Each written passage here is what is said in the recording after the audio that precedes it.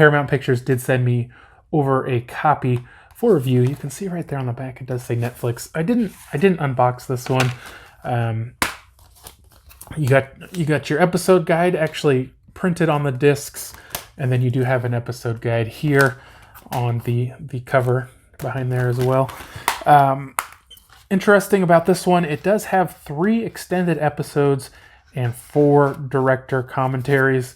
It says here, too close to a work of genius, really, Stephen King. Now, after watching this, it kind of makes sense that Stephen King would like it.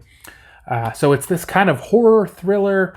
What was the runtime on this? I know it was about 10 hours, I think. 569 minutes, so yeah, pretty close to 10 hours on that one. It's 10 episodes, and since it's a Netflix, they're not exactly the same, anywhere from 40 to an hour and 5 minutes.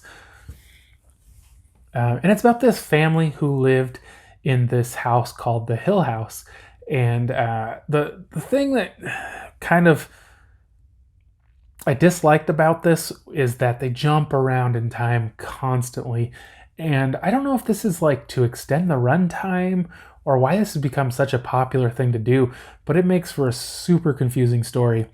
But so what happens is, and you know what, this kind of reminds me of like the miniseries It, where you have almost 2 stories running concurrently where they're adults, but they're also remembering, or we're also seeing the story of their childhood, and it keeps flashing back and forth.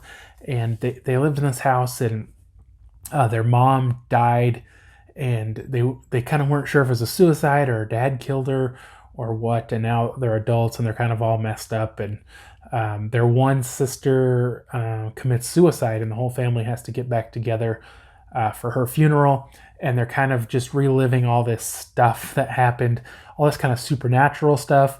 And there's some really good scares in this one. Super creepy story. I mean, I really like the story, and I really like the characters, and I really like where they were going with this.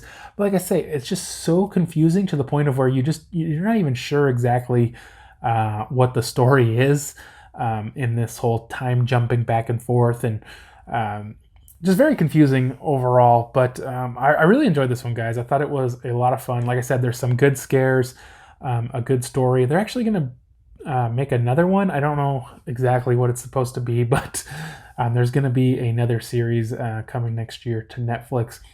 But definitely check this one out, guys. Maybe you guys could follow it a little better than me. Maybe a second watching would help. But there's just so many things that I don't feel like they really explained. And they even kind of like in the final episode, they're almost rehashing like what happened. But to me, I was still just like, I don't get it, And that was another thing too. They kind of relive the same scenes over and over, but from different points of view. And to me, at the end, I was kind of left wondering if there was something supernatural or if these people were crazy. And I'm not 100% sure that they really answered that question. But definitely interesting, guys. I also gave this a 4 out of 5. It's a good quality show. It's not super long, like I said, just a little less than 10 hours, but a cool series to check out. If you don't mind the time jumps quite so much. I think I said already, I gave this one a 4 out of 5.